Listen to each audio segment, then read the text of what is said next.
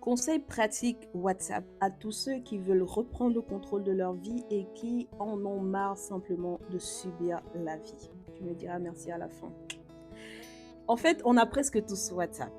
La plupart, en tout cas, des personnes qui regardent cette vidéo et qui dit WhatsApp dit statut. Depuis la sortie des statuts, on passe des heures, littéralement plusieurs heures. Beaucoup d'entre nous passons plusieurs heures sur les statuts à cliquer, à cliquer, à cliquer. Même si, quand je dis plusieurs heures, tu peux cliquer 10 minutes simplement. Chaque heure, tu vas regarder les nouveaux statuts, 5-10 minutes. Bah, fais l'addition en une journée, tu vas voir que c'est plusieurs heures que tu passes dessus.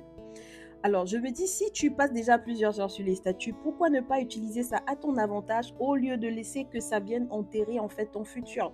Personnellement, sur les à peu près 1500 contacts que j'ai dans mon téléphone, supposons qu'il y a 100 personnes, c'est juste des chiffres comme ça ronds pour faire ça. Supposons qu'il y a 100 personnes qui postent des statuts.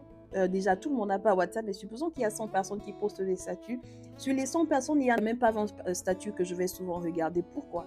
Parce que, euh, premièrement, j'ai mis la plupart des statuts, plus de la moitié en sourdine. En sourdine, ça veut dire que ça n'apparaît même pas dans mon fil de statut avant que je refuse de cliquer dessus. Ça n'apparaît même pas, il n'y a pas de tentation. En revanche, les statuts que je vais souvent regarder, c'est parce que je sais ce que je veux et maintenant je vais regarder parce que je sais que ça m'apporte de la valeur. Ça peut être juste un petit truc que ça m'apporte, mais c'est quand même quelque chose. Après, je dis pas qu'il faut juste toujours être en mode apprentissage, chercher toujours des choses utiles. Non, des fois, je vais regarder des trucs qui vont me distraire aussi, mais ça ne doit pas devenir un mode de vie.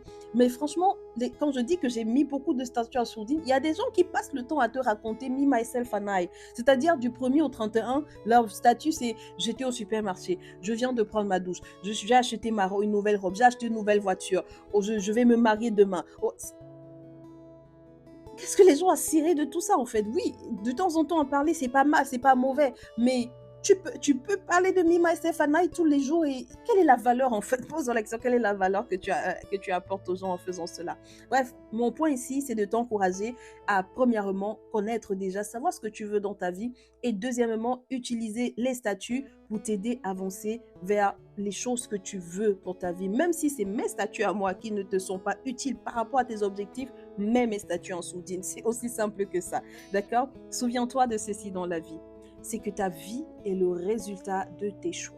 Alors choisis ta vie, cher ami. Vis intentionnellement. C'était Carole. Choisis ta vie, entrepreneur et accompagnatrice de vie. À très bientôt. Ciao.